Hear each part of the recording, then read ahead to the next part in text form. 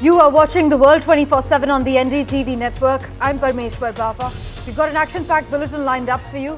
Let's begin with the top stories you need to know. External Affairs Minister Dr. S. Jaishankar will be on a two-day visit to Germany beginning today. During this visit to Berlin, Dr. Jaishankar will meet the German Federal Foreign Minister as well as other key leaders. US Vice President Kamala Harris and former President Donald Trump will come face-to-face for the first time at ABC's presidential debate. The United States has announced it would invest in expanding India's semiconductor industry as Washington seeks to diversify supplies of the critical technology away from China and away from Taiwan. Equity markets across the world traded down last week. Two major economic indicators for the US that were released show that the US economy may contract sooner and stronger than expected. Apple will sell the just launched iPhone 16 Pro lineup in India at approximately 15,000 rupees lower than its predecessor's launch prices as it expands the benefits from reduced import duties and expanding local manufacturing to consumers. Typhoon Yagi, Asia's most powerful storm this year, left dozens dead in northern Vietnam and widespread damage as it churned westwards.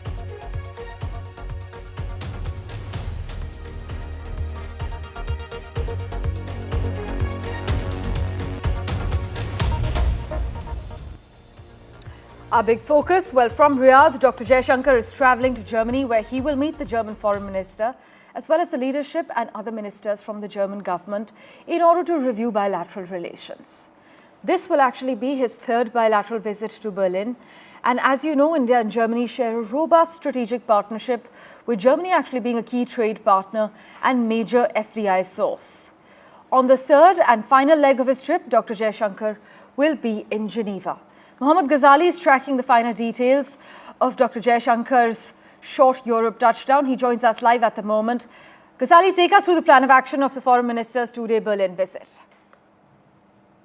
See, Parmeshwar, as you rightly mentioned, this trip is very significant because Germany is not our partner in energy or solar alliance, but it is also a very reliant partner when it comes to defense procurement and is a very important partner in the entire European region. Also, German Chancellor is scheduled to visit India next month. So before his visit, Mr. Jaishankar is there to discuss a gamut of issues of all the bilateral ties related to trade, investment, defense, energy sector, and different other sectors. And also, you see that there is global conflict happening, and many countries have voiced their opinion that perhaps India could be a possible peacemaker when it comes to the conflict in Ukraine, Russia, or even in the West Asia. So considering the changing situation at global level, Mr. Jaishankar's visit is very relevant there.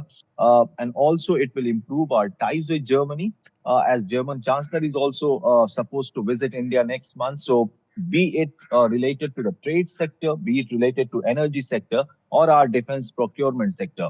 All these sectors, all these issues will be under discussion when Mr. Jaishankar touches down or reaches Germany. He will be meeting the Foreign Minister of Germany, and he's also scheduled to meet and expected to meet the Chancellor of Germany to sort of boost our ties, boost our relations with Germany. Right, Ghazali, thanks so much for joining us with that crucial update. We will, of course, revert to you for regular updates during Dr. Jaishankar's two-day visit to Berlin. We also have with us, for further clarity, former Ambassador D.P. Srivastav. Thank you so much, sir, for joining us on the World 24/7. Now, in terms of challenges, sir, Germany has been particularly skeptical about India's trade liberalization measures, essentially batting for more liberal labor regulations. What do you think are some of the challenges in our relationship that are likely to come up during Dr. Jaishankar's touchdown and likely to be addressed as well? I think the most important thing for us is to recognize that both India and Germany have their own trajectories. There's a convergence, and the convergence is there in terms of technology partnership, in terms of markets, but you cannot ignore the domestic dynamics. So labor relations or labor regulations, this directly impinges on domestic politics. There is very little leeway here. But what can be changed is facilitation in terms of establishing new business, repatriating the profits. Germany is the largest investor in India with total investment of 14 billion. And some of the flagship investments are, Siemens. India, BHEL, Siemens has a 6 decades partnership with BHEL for turbine manufacture. Then you have Mercedes, you have Volkswagen, and incidentally, Volkswagen also owns Skoda. So it's an impressive partnership, but there's much potential for growth. If you compare German investment in India with German investment in China, there's a huge difference. So we need to do a lot more work. And I think Germany also realizes that India represents a way forward if they want to de-risk their excessive reliance on Chinese market. And this provides the context for exploring avenues for more cooperation between the two countries. Well, India and Germany are key trade partners, and Germany is a major FDI source. It's no surprise. But, sir, does the new coalition government that's formed in Germany, do you think it offers an opportunity for India to strengthen the strategic partnership between our two nations? What do you believe is the scope of cooperation? Well, we do not, I'm an ex-diplomat, so old habits die hard.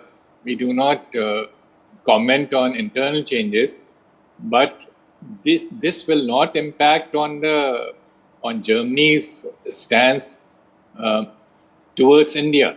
Right.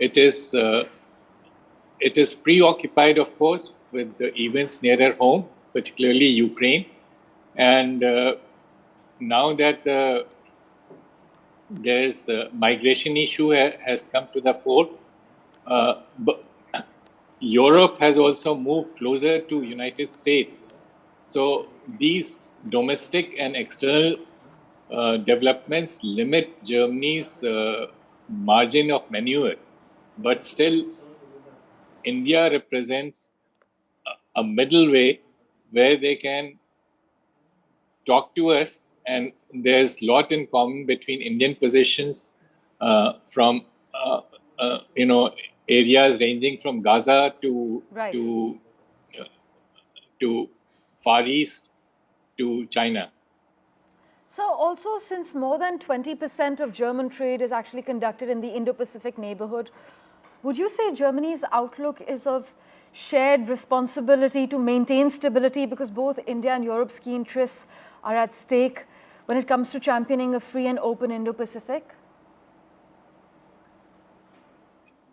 Well, we have to recognize that China continues to be one of the largest markets for German exports. Yes. And despite the caution voiced by German government, recently the German auto industry doubled up on its investments in China.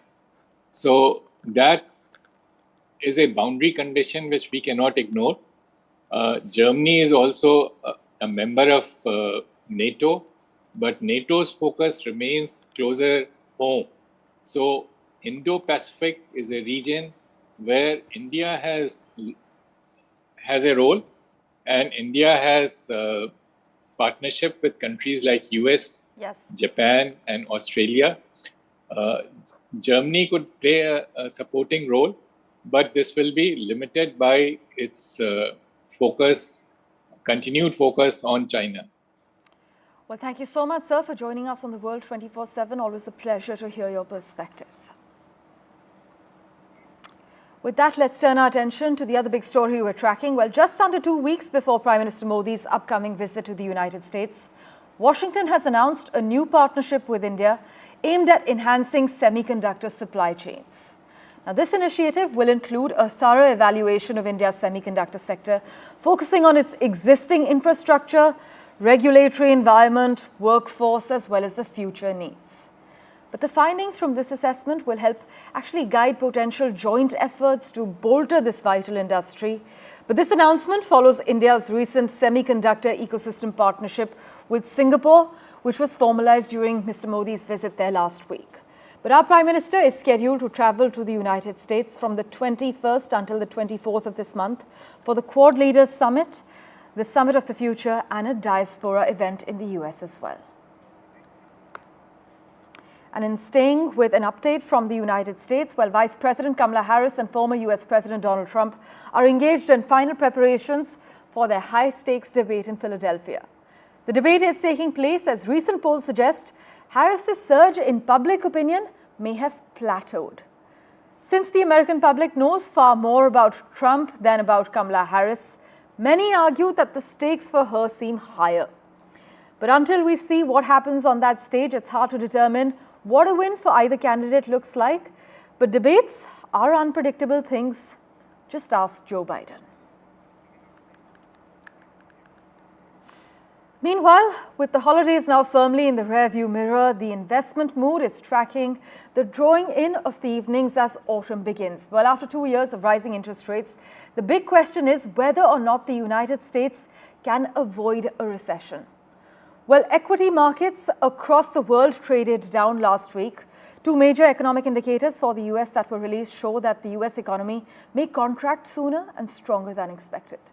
In fact, many investors are nervous that the decision by the US Federal Reserve on interest rates is too late and is behind the cycle. It's also feared that even if the US lowers rates over 2 weeks, it will have a limited effect on its economy that moves towards lower growth and higher unemployment. We have with us Jayant Krishna joining us, who needs no introduction. Thank you so much, sir, for making time for us. Would you argue that the United States could easily be tumbling towards a major recession after the job market indicators point towards unemployment, even though the rate of it had dipped in recent weeks? So, yeah, I would feel that, as many economists have said, that the US economy may contract sooner and perhaps to a greater degree than what it was forecast a few months ago. If you look at some of the recent indicators, the growth has lowered, the unemployment rate is higher. There has been a real contraction in the manufacturing sector.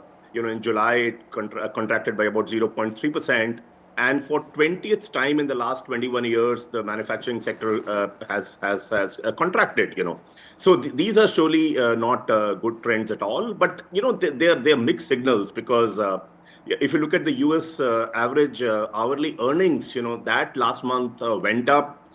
New jobs did get created. The expectation was that about 160,000 jobs will get created. That didn't happen, but about 142,000 jobs did get created. If you look at, I was reading Barclays economist view, and and they say that the economy may not go for a recession as bad as people are forecasting. So there is an uncertainty, which is not good for the stock markets, and no wonder if you look at last week, overall.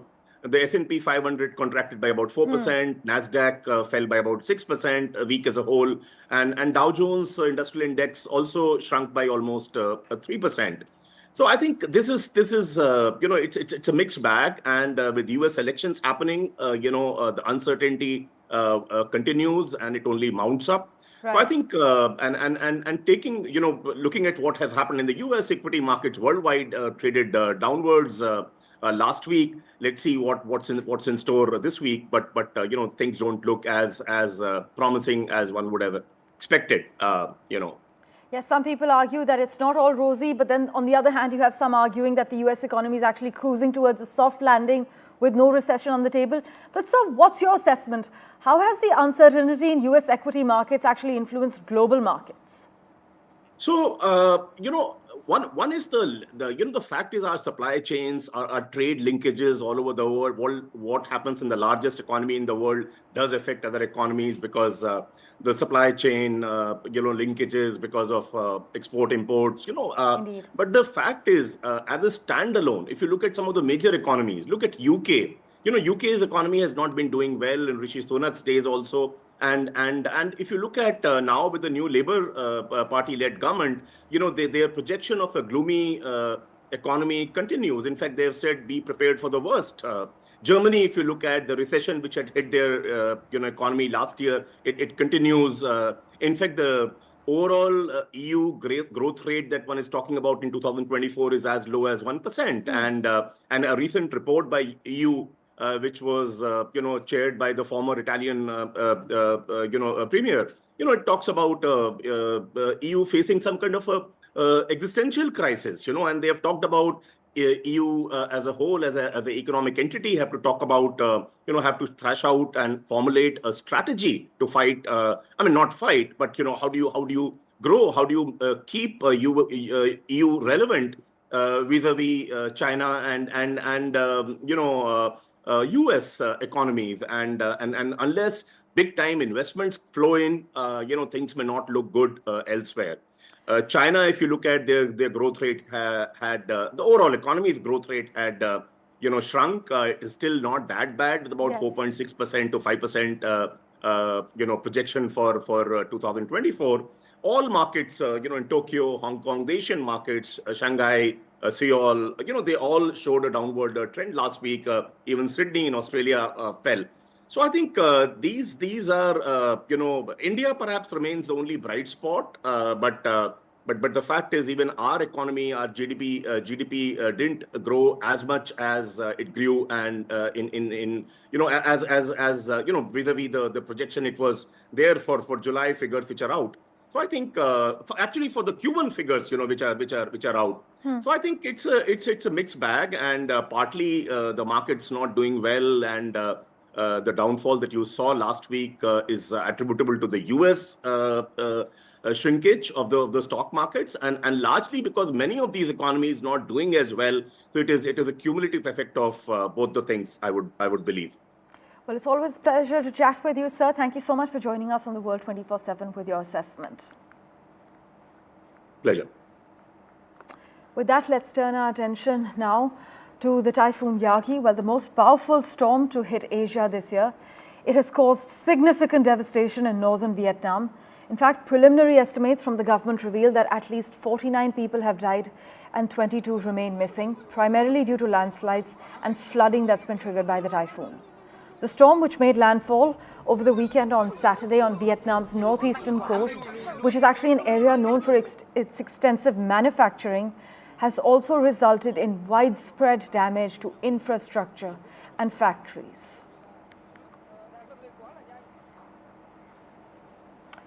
And fast-moving wildfires in other news in California and Nevada has left tens of thousands of people under mandatory evacuation orders. Numerous structures threatened and air quality impacted as the dangerous heat wave grips much of the southwestern US. In fact, several of the fires are in California, in Washington and Idaho. They are forming their own thunderstorms with extreme and shifting winds at the surface, making it more difficult for firefighters to fight the flames. But excessive heat warnings remain in effect across Southern California as the rare September heat wave continues. Well, news and updates continue in a moment right here on NDTV 24/7. We're stepping to a very short break for now.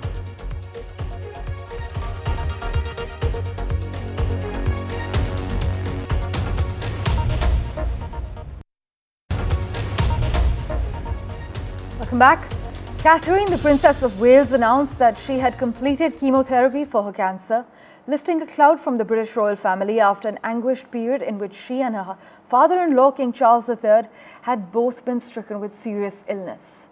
But this videotaped announcement was highly personal, offering home movie-style glimpses of her with her husband and their 3 children. But it left many questions unanswered: whether her doctors have declared her medically free of cancer, whether she is still undergoing other forms of treatment, and her prognosis for a full recovery.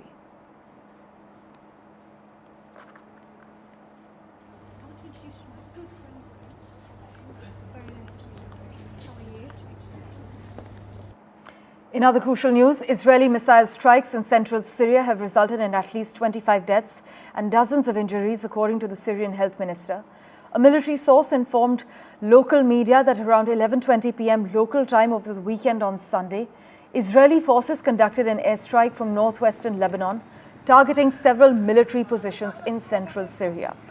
But the Syrian health minister has condemned the recent missile strikes as brutal and barbaric aggression Officials, in fact, added that these strikes inflicted severe damage on water and electricity infrastructure, and they emphasized that the attack primarily targeted civilian areas, noting that the majority of those killed and wounded were civilians.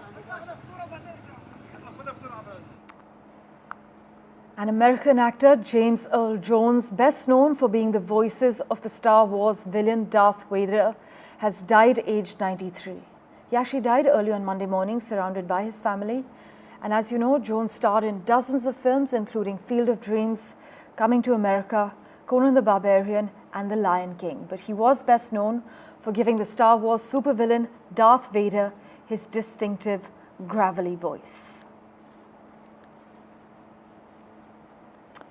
Let's get your tech update now. Apple's biggest event of the year arrived, and with it, the iPhone 16 lineup and a slew of AI-related updates for iOS 18.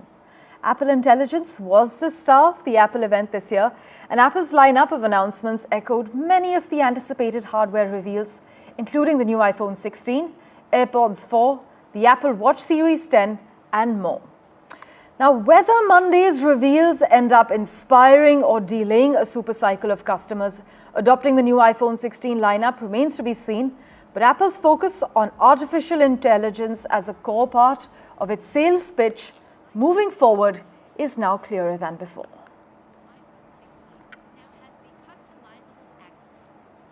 In top entertainment news, Selena Gomez has revealed she will be unable to carry a child to term due to her ongoing medical issues, which would mean pregnancy would pose a risk to both herself and a fetus.